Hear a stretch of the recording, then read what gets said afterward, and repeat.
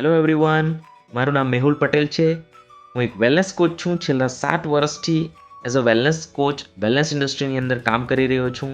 આજે જે આપણે ટોપિક પર વાત કરવાના છે એ ટોપિકનું નામ છે ગ્લુટની. ગ્લુટેનીનો મતલબ વધારે પડતી માત્રામાં આપણે ફૂડ ઇન્ટેક કરવું. જ્યારે આપણે આપણી ભૂખ પર કંટ્રોલ ના કરી શકીએ એને કહેવાય ગ્લુટની. શું આ ગ્લુટની પર કંટ્રોલ કરવો જરૂરી છે? ચેક કરો, શું તમે તમારા સ્ટમકના માસ્ટર છો કે સ્ટમક તમારું માસ્ટર છે? જો તમે પણ આ ગ્લુટની કંટ્રોલ ના કરી શકતા હોય તો આ એક નાનકડી સ્ટોરીથી હું તમને સમજાવવા માંગીશ કે ગ્લુટની કંટ્રોલ કરવું કેમ જરૂરી છે. દોસ્તો 14મી સદીની આ સ્ટોરી છે. દોસ્તો, એક રાજા હતો જેને પોતાની ગ્લુટની પર કંટ્રોલ ના હતો. એની સામે કોઈ પણ સ્વાદિષ્ટ ભોજન આવ્યું તો એનાથી કંટ્રોલ ન થતું હતું. ઇમિડિયેટલી એ ખાવાનું સ્ટાર્ટ કરી દેતો હતો. એને પોતાના ભૂખ પર કંટ્રોલ ન હતો.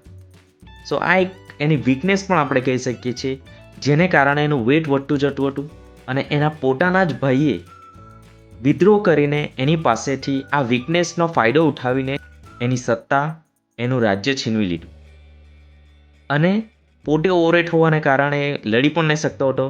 એને કારણે એને જેલમાં પૂરી દેવામાં આવ્યું. ઘણી બધી રિક્વેસ્ટ કરી એને, પણ એના ભાઈએ એક શરત મૂકી, હું તને જેલમાં પૂરીશ, પણ જેલની બહાર જો તું તારી જાતે આવી જઈશ તો હું તને તારું રાજ્ય આપી દઈશ, તારી સત્તા પાછો આપી દઈશ.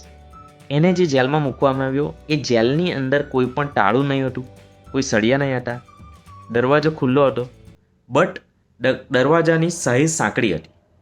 બારીઓ હતી, બારીની અંદર કોઈ પણ સળિયા નહીં હતા, પણ બારીની હાઈટ થોડી વધારે હતી. શું એને કહેવામાં આવ્યું તારી જાતે જો તું દરવાજાની બહાર આવી જશે અથવા તો બારીમાંથી જમ્પ કરીને બહાર આવી જશે તો હું તને તારું રાજ્ય પાછો આપી દઈશ.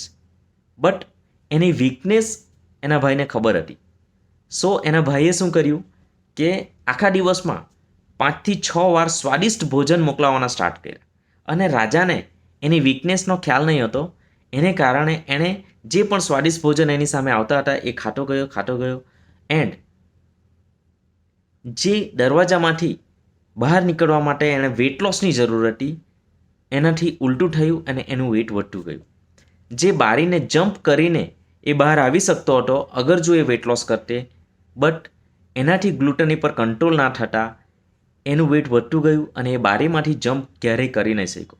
અને એક સમય એવો આવ્યો દોસ્તો કે એ પોતે આ જ ગ્લુટની પર કંટ્રોલ ના કરવાને કારણે એ જ જેલની અંદર મૃત્યુ પામ્યો. સો મોરલ ઓફ ધ સ્ટોરી દોસ્તો, મેં મારા 7 વર્ષના એક્સપિરિયન્સમાં ઘણા લોકોને મળ્યો છું, ઘણા લોકોનું કાઉન્સેલિંગ કર્યું છે. અમે જોયું છે કે ઘણા લોકો એવા છે જે લોકો અગર વેટ લોસ કરે તો લાઈફમાં ઘણી બધી વસ્તુઓ અચીવ કરી શકે છે, બટ તેઓ નથી કરતા બિકોઝ એમને પોતાના ગ્લુટની પર કંટ્રોલ નથી. સો ચેક કરો, શું તમે તમારા ગ્લુટનીના માસ્ટર છો? સો ના હોય તો આજથી જ આ ગ્લુટની પર કંટ્રોલ કરવાનું સ્ટાર્ટ કરો. દોસ્તો, આપણું બોડી છે એને આપણે મંદિરની જેમ ટ્રીટ કરવાનું છે, નહીં કે કચરાપેટીની જેમ. ઘણા લોકોને આપણે જોઈએ છે જેઓ બોડીની અંદર અનવોન્ટેડ ફૂડ નાખતા જાય છે અને ફાઇનલી છેલ્લે કંઈક એવા રોગોના શિકાર બની જાય છે like heart problem, cholesterol, diabetes, thyroid, અને ત્યાર પછી શરીરની કેર કરવાનું સ્ટાર્ટ કરે છે. દોસ્તો, શરીરની કેર કરવા માટે કોઈક ડિસીઝનું આવવું જરૂરી છે? નો, રાઈટ? કોઈ ડિસીઝના આવવાની રાહ નથી જોવાની.